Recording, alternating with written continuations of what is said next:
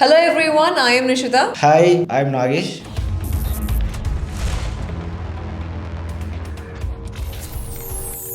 So ఈరోజు మేము ఈ 2024లో రిలీజ్ అయిన ఫిల్మ్స్ అంటే మనకి 308 ఫిల్మ్స్ రిలీజ్ అయ్యాయి, తెలుగు ఫిల్మ్స్ అది కూడా. సో ఈ 2024 హోల్ ఇయర్ లో జనవరి నుంచి మొదలు పెడితే డిసెంబర్ వరకు ఈ ప్రతి ఒక్క మంత్ లో రిలీజ్ అయిన ఫిల్మ్స్ లో మనం బెస్ట్ ఫిల్మ్ ఏంటని మాట్లాడుకుందాం.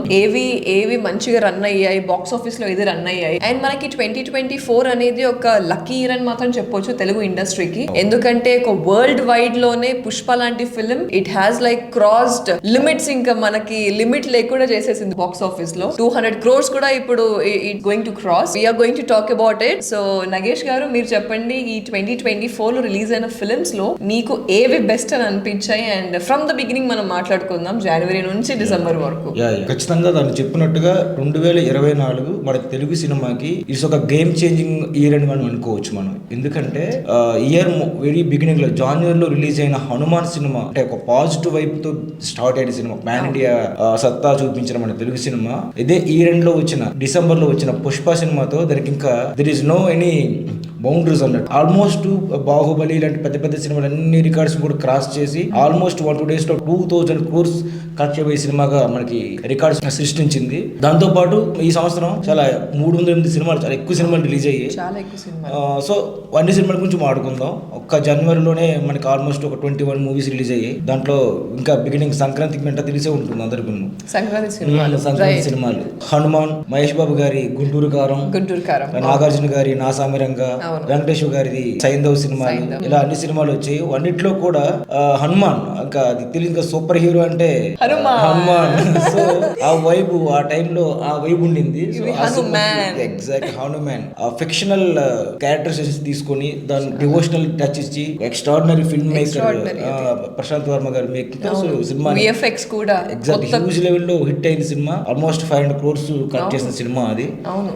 గుంటూరు కారం కూడా సూపర్ స్టార్ సినిమా అంటే మనకు తెలిసిందే, అందులో త్రివిక్రమ్ గారి సినిమా. సో ఓపెనింగ్ కొంచెం డివైడ్ టాక్ వచ్చినప్పుడు కూడా మెల్లమెల్లగా అది ఆల్మోస్ట్ 200-250 crores అలా కలెక్ట్ చేసిన సినిమా అది. సో తర్వాత సైంధవ్ అండ్ నా సామిరంగా అంతగా జనవరిలో. సో గుడ్ స్టార్ట్ అన్నమాట బేసికల్ గా ఈ 2024 జనవరిలో మొదలెట్టిన సినిమాలు అయితే గుడ్ స్టార్ట్ గా మొదలయ్యి. సజ్జా తేజ నేను అసలు ఎక్స్పెక్ట్ చేయలేదు. అంటే హనుమాన్ ఈ మూవీ అంటే మన ఇండియాలోనే పాన్ ఇండియా మూవీ లాగా అవుతుందని అయితే ఎక్స్పెక్ట్ చేయలేదు. అండ్ ఇంకోటి విఎఫ్ఎక్స్ కూడా ఈ ఫిల్మ్ లో మాట్లాడుకుంటే తక్కువ బడ్జెట్ లో ఇంత మంచి విఎఫ్ఎక్స్ ఎలా చేయొచ్చు అనేది ప్రూవ్ చేసుకున్నారు ఆ డైరెక్టర్ అయితే.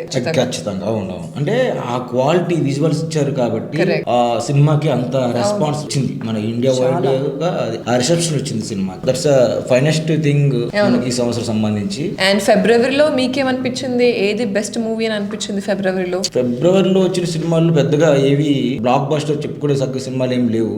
దాంట్లో రజనీకాంత్ గారు వచ్చిన లాల్ స్వామి సినిమా అంతంత మాత్రంగానే. పేరు భైరవ కోన కూడా వచ్చింది కానీ అది ఓటీటీలో ఎక్కువ చూసారు జనాలు. యావరేజ్ టాక్ తో నిలబడింది.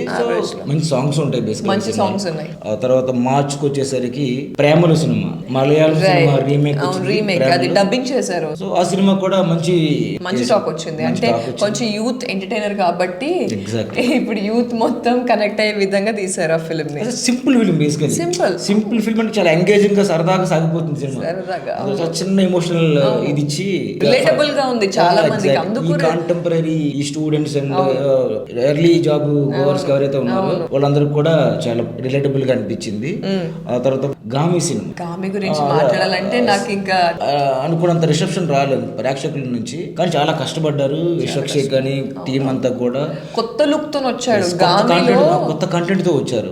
కానీ ఆ సినిమా అంతగా ఆశించేంతగా జనంలోకి వెళ్ళలేకపోయింది. ఆ తర్వాత మార్చి లో వచ్చిన గోట్ లైఫ్ ఉంది కదా పృథ్వీరాజ్ సుకుమారన్ గారిది సినిమా కూడా ఇన్నేళ్ల కష్టం ఆ సినిమా. అది స్క్రీన్ మీద కనిపిస్తుంది, మన కొత్త సినిమా కొత్తగా ఉంటుంది. అది కొంత అటు ఇటుగా జనాల్లోకి వెళ్ళినప్పుడు కూడా మనకి మార్చిలో రిలీజ్ అయిన సినిమాల్లోకి అందరూ ఊపు ఊపేసిన సినిమా అంటే టిల్లు స్క్వేర్ అని చెప్పాలి. అంటే ఆ నెలలో అది ఇంకా హాట్ టాపిక్ అసలు.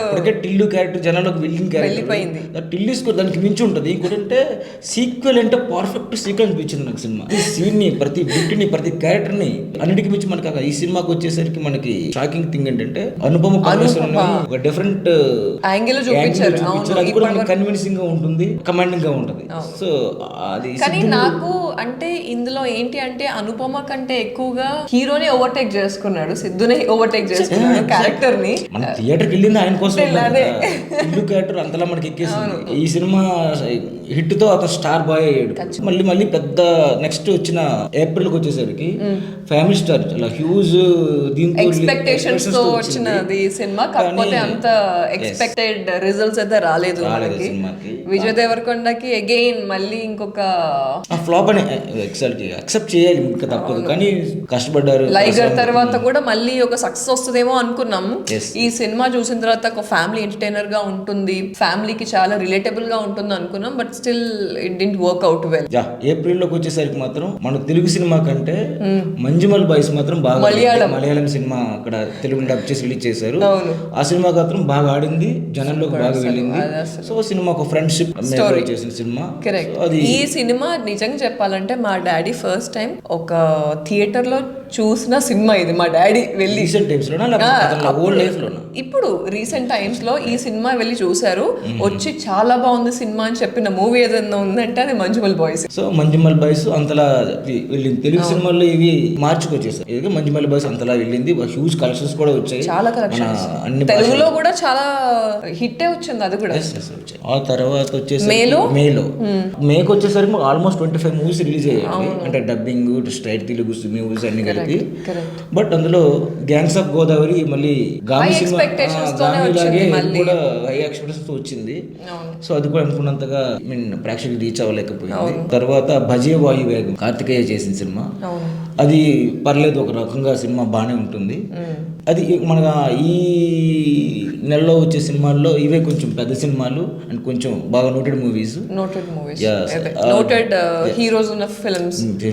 తర్వాత జూన్ నెలకు వచ్చేసరికి కల్కి, మళ్ళీ ఇంకా సైఫై మూవీ. సైఫై మూవీనే కాకుండా ప్రభాస్ గారి నుంచి వచ్చిన చాలా రోజులు వచ్చిన సినిమా అది. కరెక్ట్. సో ప్రభాస్ గారికి ఉన్న pan India huge fan base కి ఆ సినిమా కొత్త కంటెంట్ కి, ఆ కొత్త వరల్డ్ కి, అంటే నాగేశ్వర్ క్రియేట్ చేసిన కొత్త వరల్డ్ కి, దాన్ని మళ్ళీ మన మైథాలజీ కనెక్షన్ కి అది అన్నిటికి కూడా చాలా బాగా రిలేటబుల్ ఉంటుంది. చాలా ఎంజాయ్ చేశారు సినిమా. అది కూడా చాలా హ్యూజ్ కలెక్షన్స్ వచ్చేసి. తర్వాత అదే నెలలో వచ్చిన మహారాజా సినిమా విజయ్ సేతుపతి గారి, ఆ సినిమా కూడా చాలా ఎమోషనల్ అండ్ అన్ని ఆల్ మిక్స్డ్ ఉన్నాయి దాంట్లో. ది బెస్ట్ స్క్రీన్ ప్లే అండి ఆ సినిమాకి. కథ స్క్రీన్ ప్లే అన్నమాట, ఎక్స్ట్రాడినరీ స్క్రీన్ ప్లే. ఆ రివీలింగ్ క్యారెక్టరైజేషన్స్ రివీలింగ్ కానీ, అందులో ఉన్న ఎమోషనల్ అంటే డాటర్ అండ్ ఫాదర్ టోటల్లీ ఒక డిఫరెంట్ పర్స్పెక్టివ్ స్క్రీన్ ప్లే అన్నమాట. So I love that movie basically. So one of my favourites అని చెప్పొచ్చు. జూలైకి వచ్చేసరికి వెరీ బిగినింగ్ లోనే వచ్చిన భారతీయుడు 2, శంకర్ గారు భారతీయుడు అంటే అప్పుడు కల్ట్ క్లాసిక్. కానీ ఆ సినిమా 2కి వచ్చేసరికి అంతగా బాగాలేదు, నేను చూసాను. ఈవెన్ కమల్ హాసన్ గారికి శంకర్ గారికి ఫైన్ అయినప్పుడు తప్పదు, ఎందుకంటే సినిమా అంతలాగా ఫెయిల్ అయింది థియేటర్ ముందు. అదే జూలైలో మళ్ళీ వచ్చిన డార్లింగ్ అని ప్రియదర్శి సినిమా కూడా హ్యూజ్ బజ్ తో వచ్చింది థియేటర్లోకి. కానీ ఆశించినంతగా ప్రియదర్శి, నభా నటేష్ డైరెక్టర్ కొత్త అతను. ఎక్కడ అనిపించింది అంటే నభా నటేష్ కి ఇన్ని కైండ్స్ ఆఫ్ వేరియేషన్స్ యాక్ట్ చేయాలని ఇచ్చారు కదా క్యారెక్టరైజేషన్ డార్లింగ్ మూవీలో. సో అక్కడ ఏదో చిన్నగా మిస్ అయిపోయింది అని అనిపించింది నాకు ఆ ఫిల్మ్ చూసిన తర్వాత. కన్ఫ్యూజ్ అయిపోయింది. అదే కన్ఫ్యూజ్ చేసేసారు. స్క్రీన్ ప్లే విషయంలో ఇంకొంచెం జాగ్రత్త పడుంటే బాగుంటుంది. మంచి ఎలిమెంట్స్ ఉన్నాయి, కథ తీసుకుని ఎత్తుకున్నారు, కథ బాగుంటుంది. కానీ ప్రియదర్శి కూడా ఈస్ యాడింగ్ మోర్, కానీ ఎక్కడో ఈ దాంట్లో పోయింది, ఎక్స్ప్రెసింగ్ వేలో పోయింది సినిమా. అదే నెలలో వచ్చిన నాని గారు, నేచురల్ స్టార్ నాని గారు సరిపోతా శనివారం ఆగస్టులోనే వచ్చింది, ఆఖరిలో వచ్చింది. ఓకే, చాలా పెద్ద హిట్ అయింది మనకి తెలుసు. 100 కోట్ల వరకు కలెక్ట్ చేసిన సినిమా. సరిపోతా శనివారం 100 crores కలెక్ట్ చేసిన ఫస్ట్ మూవీ. అందులో నాని గారి కంటే ఎక్కువగా నాకు ఎస్జే సూర్య గారి యాక్షన్ నచ్చింది చాలా వరకు. ఆ క్యారెక్టర్ బాగా జనంలోకి వెళ్ళింది. సరిపోతే సినిమా స్క్రీన్ ప్లే బాగుంటుంది, వివేకాత్రే స్క్రీన్ ప్లే బాగుంటుంది. ఈవెన్ ఒక mass performance. Natural star Nani గారు ఆఫ్టర్ దసరా చాలా బాగా చేశారు. దసరా అంత లేకపోయింది, బట్ స్టిల్ ఇది దసరా అంతా కాకపోయినప్పుడు కూడా కాకపోతే ఆకున్న ఇమేజ్ తో ఈ సినిమా 100 crores రీచ్ అయింది, సక్సెస్ అయింది సినిమా. సెప్టెంబర్కి వచ్చేసరికి సెప్టెంబర్ ఓకే ఏ మంత్ ఎక్కువగా మన మూవీస్ రిలీజ్ అయింది? ఆగస్టే కదా? ఆగస్టే యాక్చువల్గా 40 మూవీస్ రిలీజ్ అయ్యి ఒక్క నెలలోనే. కమిటీ కుర్రాళ్ళు చిన్న సినిమా అయినా సరే చాలా పెద్ద సక్సెస్ అయింది. ఆయ్ సినిమా అది కూడా చాలా పెద్ద సక్సెస్ అయింది. ఎక్స్పెక్టేషన్స్ తో వచ్చిన మిస్టర్ బచ్చన్ పోయింది. సాంగ్స్ బాగుంటాయి, కమర్షియల్ రీమేక్ మూవీ కాబట్టి అది రైడ్ రీమేక్ కాబట్టి అది వెళ్ళలేదు. తర్వాత డబుల్ స్మార్ట్ సినిమా పూరి గారి సినిమా హై ఎక్స్పెక్టేషన్స్ వచ్చిన సినిమా. తర్వాత పారంజిత్ సినిమా అక్కడ మనకి డబ్బింగ్ సినిమాగా వచ్చిన తంగాలను విక్రమ్ గారి సినిమా, అది కూడా అంటే డిఫరెంట్. అంటే నేను ఆ సినిమా చూడలేదు, సో ఐ కుడెంట్ నేను చెప్పలేను ఆ సినిమా గురించి. కానీ చూసిన వాళ్ళు మొత్తం ఓవరాల్ గా బాక్స్ ఆఫీస్ అయితే అంతగా అది వెళ్ళదని చెప్పాలి. సెప్టెంబర్కి వచ్చేసరికి విజయ్ గారు లాస్ట్ సినిమా అని ఎలై తిరుపతి విజయ్ గారు లాస్ట్ గోట్ వచ్చి greatest of all time cinema. So అది డ్యూయల్ రోల్ తండ్రి కూడా చేశారు సినిమా. అంత పెద్దగా ఇక్కడ ఆడలేదు, తమిళ్లో బాగానే ఆడింది అనుకుంటా. ఆయన హ్యూజ్ ఫ్యాన్ బేస్ అక్కడ అండ్ అందులో త్రిషాని కూడా ఎంటర్ చేశారు కదా ఒక సాంగ్ లో. అదైతే చాలా వైరల్ అయింది. వాళ్ళు ఇద్దరు అప్పుడు చేసిన స్టెప్ మళ్ళీ ఇప్పుడు చేశారు. హిట్ పేరు కదా, చాలా సినిమా కలిసి చేస్తున్నారు కాబట్టి అది అలా వెళ్ళింది. దెన్ మళ్ళీ ఇదే నెలలో వచ్చిన చిన్న సినిమా 35 చిన్న కథ కాదు, ఒక సెన్సిబుల్ మూవీ. డైరెక్టర్ గా వచ్చిన కొత్త అతను, ఆ సినిమా కూడా పెద్దగానే ఆడింది. తర్వాత రిలేటబుల్, అది అందరి మదర్స్ కి రిలేటబుల్ కాన్సెప్ట్ కాబట్టి అది చాలా బాగా ఆడింది. ఆ తర్వాత మత్తు వదలరట్టు పెద్ద హిట్ అయింది, అందరికి తెలిసిన విషయం. ఈ సినిమాని మొత్తం హీరో సింహాగర్ గాని, తర్వాత ఆయన కో యాక్టర్ గా చేసిన సత్య సినిమాని మళ్ళీ ఒక అతను తీసుకెళ్లారు ఆయన. హీరోయిన్ కూడా ఇట్స్ యాడెడ్ ఎగ్జాక్ట్లీ, తను కూడా బాగా చేశారు. ఆ తర్వాత అదే దీంట్లో వచ్చిన last September Devara cinema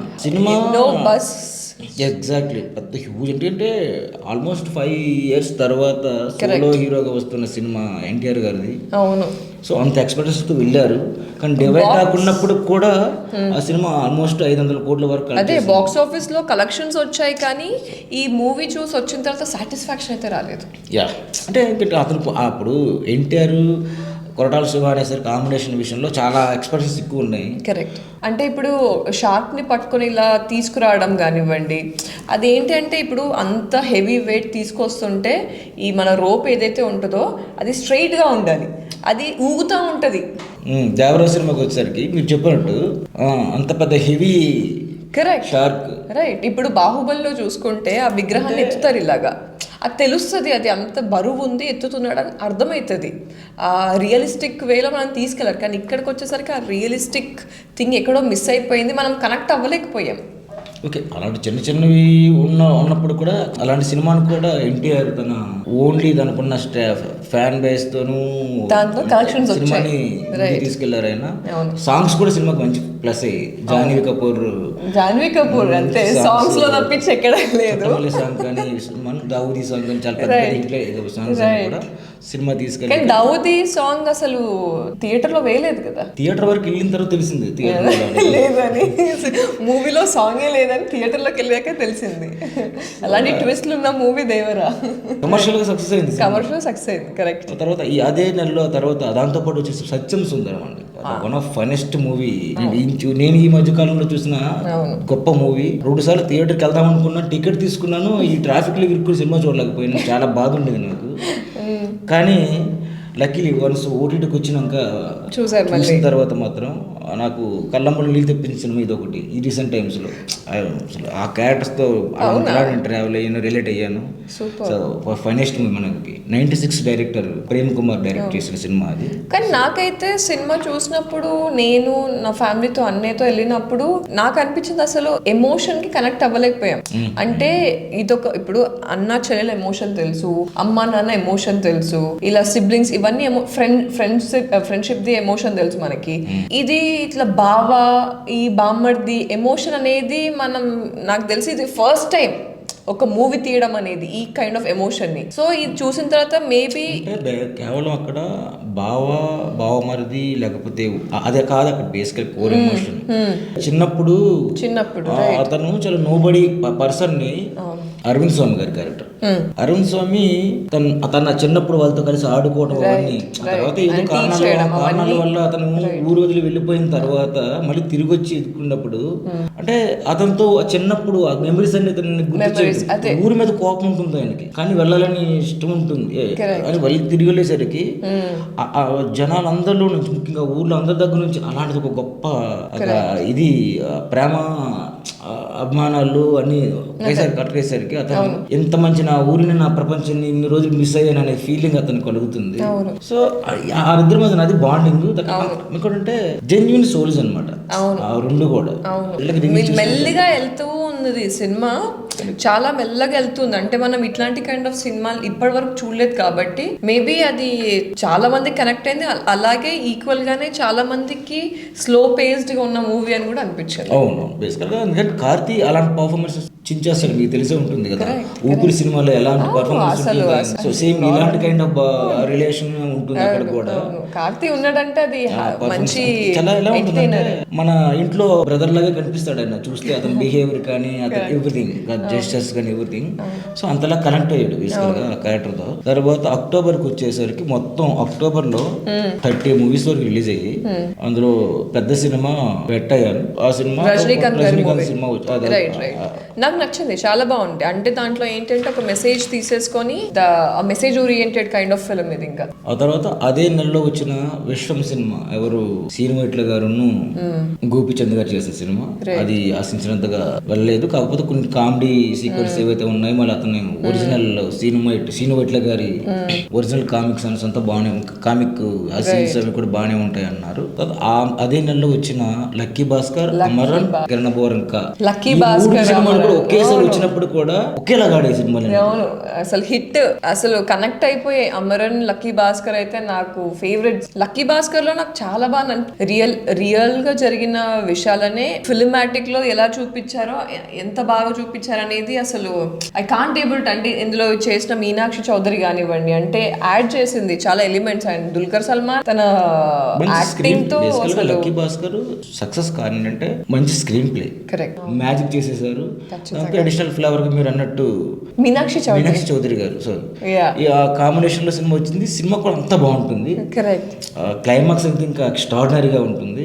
climax అయితే ఎక్స్పెక్ట్ చేయలేం మనం అసలు. అది అన్ఎక్స్పెక్టెడ్ కైండ్ ఆఫ్ వే. అంటే అక్కడ కూడా వాళ్ళ ఫాదర్ కి తను తీసుకోవడం అనేది, ఒక ఒపీనియన్ తీసుకొని తన ఫాదర్ చెప్పిన ఒపీనియన్ తో ఒక స్టెప్ తీసుకోవడం అనేది కొంచెం ఎమోషనల్ పరంగా కూడా కనెక్టివిటీ ఉంది.